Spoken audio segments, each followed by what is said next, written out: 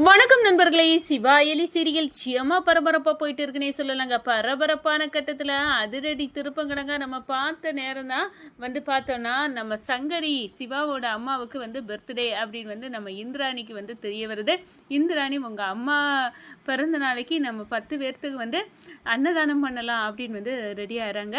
இந்த சைடு உங்கள் அம்மாவோட ஃபோட்டோ இருந்துன்னா கொண்டு வா, அதை ஃப்ரேம் போட்டு நம்ம ஒரு பூஜை நடத்தலாம் வீட்டில் அப்படின்னு சொல்கிறாங்க. நம்ம சிவாவும் சரியக்கா அப்படின்னு நம்ம சங்கரியின் ஃபோட்டோவை கொண்டு வராங்க. இது நம்ம செல்வநாயகி சும்மா இருப்பாங்களா, அவங்களுக்கு கோவம் வருது. இவன் சங்கரியை இந்த வீட்டுக்கே ஃபோட்டோவாக தூக்கிட்டு வந்துட்டானா இந்த சிவா விடக்கூடாது அப்படின்னு அந்த ஃபோட்டோவை வாங்கி அப்படியே தூக்கிட்டு எரிக்கிறாங்க. என்ன சித்தி உங்களுக்கு எதுக்காக சிவா மேலே அம்புட்டு கோவம் அப்படின்னு நம்ம இந்திராணி செல்வநாயிட்டு கேட்குறாங்க. அப்போ தான் உனக்கு தெரியாது, இந்த சிவா வேற யாரும் இல்லை இந்திராணி, உன் சித்தப்பா அண்ணா நிற்கார உதய பெருமாள் அவரோட மூத்த பையன்தான் இவனுக்கும் சங்கரிக்கும் பிறந்தது தான் இந்த சிவா அப்படின்னு சொல்கிறாங்க. சாக்காராங்க. உண்மையாட்டே இவன் என்னோட தம்பியா அப்படின்னு கேட்க நேரம், சும்மா அலட்டிக்காத, இந்த சிவாயோட அம்மா இந்த சங்கரி தான் உங்கள் அப்பா சாவுக்கு காரணம் அப்படின்னு ஒரு குண்டை தூக்கி நம்ம இந்திராணி தலையில் இறக்குறாங்க. நான் இதை நம்ப மாட்டேன், ஏன்னா எனக்கு சிவாவை பற்றி நல்லாவே தெரியும். இப்படி ஒரு நல்ல பையனை பெற்ற அவங்க அம்மாவால் யாருக்கும் துரோகம் பண்ண முடியாது. அவன் தான் இந்த வீட்டோட மூத்த வாரிசுனா எனக்கு ரொம்ப சந்தோஷம் அப்படின்னு சிவாவை கெட்டி பிடிச்சி தழுவுறாங்க. செல்வனாகி கடுப்பில் இருக்கிறாங்க. அதை பற்றி தாங்க இந்த வீடியோக்குள்ளே பார்க்க போகிறோம். அதுக்கு முன்னாடி சேனலுக்கு லைக் அண்ட் சப்ஸ்கிரைப் பண்ணுங்கள் ஃப்ரெண்ட்ஸ். பக்கத்தில் இருக்க பெல்லைக்கானையும் கிளிக் பண்ணுங்கள். அப்போ தான் நான் போடுற ஒவ்வொரு வீடியோவை நோட்டிஃபிகேஷனாக உங்களுக்கு கிடைக்கும். வாங்க ஃப்ரெண்ட்ஸ் வீடியோக்குள்ளே போகலாம். ஃபர்ஸ்ட் எடுத்த உடனே பார்த்தோம்னா சும்மா அதிரடியான பரபரப்பு கட்டம் அப்படின்னே சொல்லலாங்க. பரபரப்பான கட்டத்தில் நம்ம பார்த்துட்டு இருக்க நேரம்தான் இந்த சைடு நம்ம பார்க்க நேரத்தில் இந்த அயலியும் நம்ம சிவாகிட்டையும் அந்த பாவை பாப்பா இங்கே தான் கபிலனை நான் பார்த்தேன் அப்படின்னு சொல்கிறாங்க. கபிலனை போய் பார்க்குறாங்க, மிஸ் ஆயிடுறாங்க.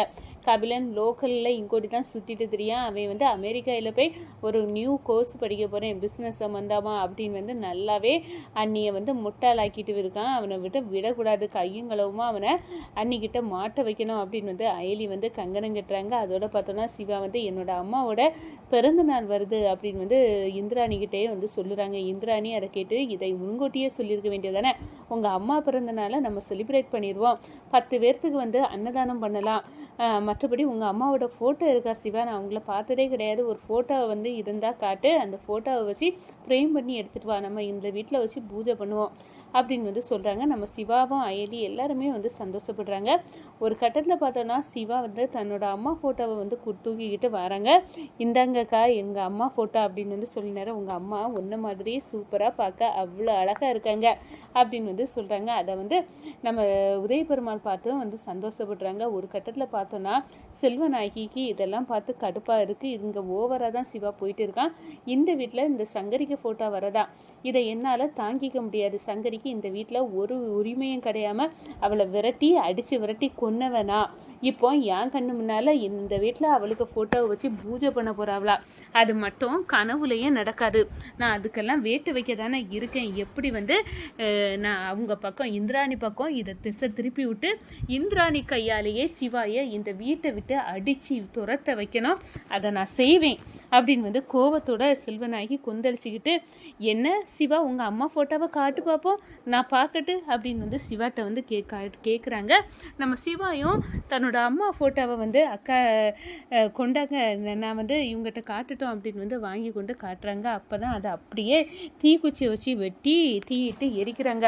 எதுக்காக எங்கள் அம்மா ஃபோட்டோவை எரிக்கிறீங்க சொல்லுங்க அப்படின்னு சொல்ல நேரம், இந்த பாரு இந்திராணி, இது எல்லாத்தையும் முளையிலேயே கிள்ளி எரிஞ்சிடணும். நான் இப்போ எதுக்காக எரிச்சேன்னா, இந்த ஃபோட்டோவில் இருக்கால சங்கரி, இவளுக்கும் உன் சித்தப்பா உதய பெருமாளுக்கும் பிறந்தவன் தான் இந்த சிவா அப்படின்னு அந்த இடத்துல சொல்ல நேரம், உண்மையாட்டே அப்போ சிவா என்னோட சொந்த தம்பி தானா அப்படின்னு அந்த இடத்துல இந்திராணி அப்படியே பாச மலையை புழிஞ்சது மாதிரி வைக்காங்க.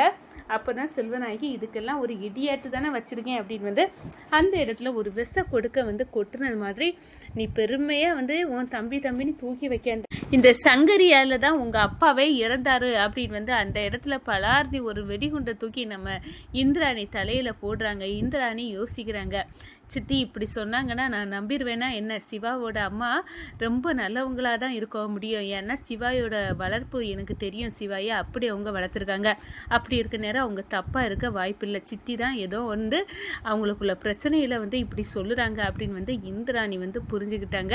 சித்தி, எனக்கு நடந்ததை பற்றி எனக்கு தெரியாதா, ஆனால் சிவாவை பார்த்தாலே எனக்கு வந்து அப்படி ஒரு உணர்வு தெரியுது. அவங்க அம்மா நிச்சயமாக எங்கள் அப்பா சாவுக்கு காரணமாக இருக்க முடியாது. நான் சிவாவை என் தம்பியாட்டு ஏற்றுக்கிறேன் அப்படின்னு வந்து சொல்லுறாங்க.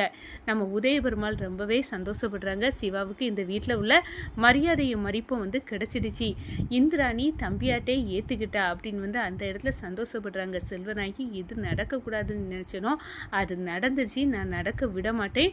எப்படியாவது வந்து நான் வந்து பழி வாங்கியே தீரணும். இந்த சிவாய என் கபிலன் வந்து அவன் பெரிய கோர்ஸ் படித்து இங்கே வீட்டுக்கு வர நேரம் இந்த சிவா இந்த வீட்டில் இருக்கக்கூடாது, அவனை இந்திராணி கையால் விரட்டியே தீர்வேன் அப்படின்னு வந்து அந்த இடத்துல வந்து நினைக்கிறாங்க அப்படின்னே சொல்லலாங்க. எதையாவது பண்ணி இந்த சிவாவை வந்து வீட்டை விட்டு வெளியேற்றணும், அதுவும் இந்திராணி கையாலேயே வந்து வெளியேறணும். இந்த வீட்டின் மூத்த வாரிசாக என்றைக்குமே என் பையன் கபிலன் மட்டும்தான் இருக்கணும் அப்படின்னு வந்து கோபத்தோடு வந்து செல்வராகி ஒரு முடிவை எடுக்கிறாங்க அப்படின்னு